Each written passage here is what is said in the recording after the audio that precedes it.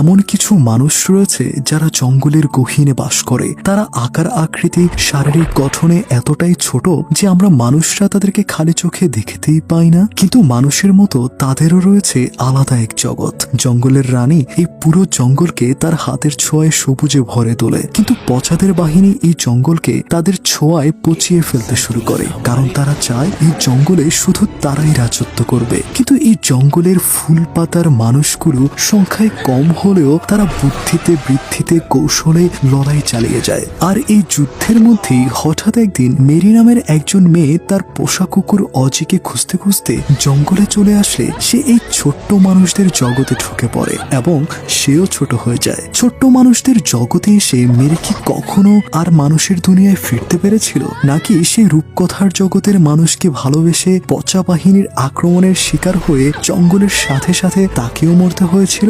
জানতে হলে দেখতে হবে অসম্ভব সুন্দর একটি অ্যানিমেশন মুভি যার নাম এপিক। চ্যানেলটি একদমই নতুন, তাই এখনই চটজলদি একটা সাবস্ক্রাইব করে দিয়ে দেখা শুরু করুন।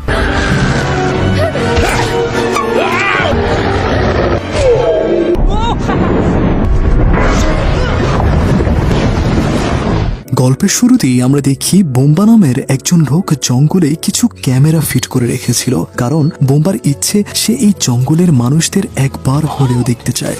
হঠাৎ বোম্বার ক্যামেরার সামনে কিছু কালো রঙের পাখি কাউকে আক্রমণ করছিল।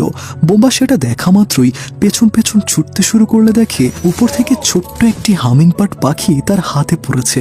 পাখিটির গায়ে যুদ্ধের পোশাক পরানো ছিল। বোম্বা ভীষণ অবাক হয়ে যায় এই ঘটনায়। তখন আমরা দেখি পচাদের দল জঙ্গলের লিফম্যানদের উপর আক্রমণ শুরু করেছে, যার নাম হলো নট। লিফম্যানরা হলো এই জঙ্গলকে বিপদ আপদ থেকে রক্ষা করে। তখন নটকে মারার জন্য ছুটে আসা তীরগুলি যেখানেই লাগছিল সেখানটাতেই পচন ধরে যাচ্ছিল। তখন নটকে বাঁচাতে রনিন নামের একজন যোদ্ধা চলে আসে। রনিন পচার সাথে লড়াই করতে করতে বলে, তুমি একা কেন ঘুরে বেড়াচ্ছ? জানো না ওরা সংখ্যায় অনেক? এই বলে চলে যেতে লাগলে নট বলে, আমাকে নিয়ে যাচ্ছ না কেন? রনিন বলে, বিপদে একা লড়াই করতে শেখো, এটাই নিজেকে প্রমাণ করার সুযোগ। দ্রুত মুন হেভেনে চলে আসো। তখনই গাড়িতে করে মেরি অনেকদিন পর তার বাবার বাড়িতে ফেরে। এত বছর পর মেয়েকে দেখতে পেয়ে বোম্বা ভীষণ খুশি হয়ে পড়ে। পরক্ষণেই তার সেন্সরি সিগন্যাল আসতেই সিসিটিভির সামনে গিয়ে বসতেই কিছু ছোট ছোট পাখি তার ক্যামেরায় ধরা পড়ে, আর তারা হলো লিফম্যান। লিফম্যানরা তাদের এরিয়াতে প্রবেশ করতে থাকে। তখন লিফম্যান রনিন রানীর কাছে গিয়ে বলে, পচার দলরা নিয়মিত আমাদের এরিয়া দখল করে যাচ্ছে, তারা আপনার উত্তরাধিকার দমন করতে যে কোনো কিছু করতে পারে।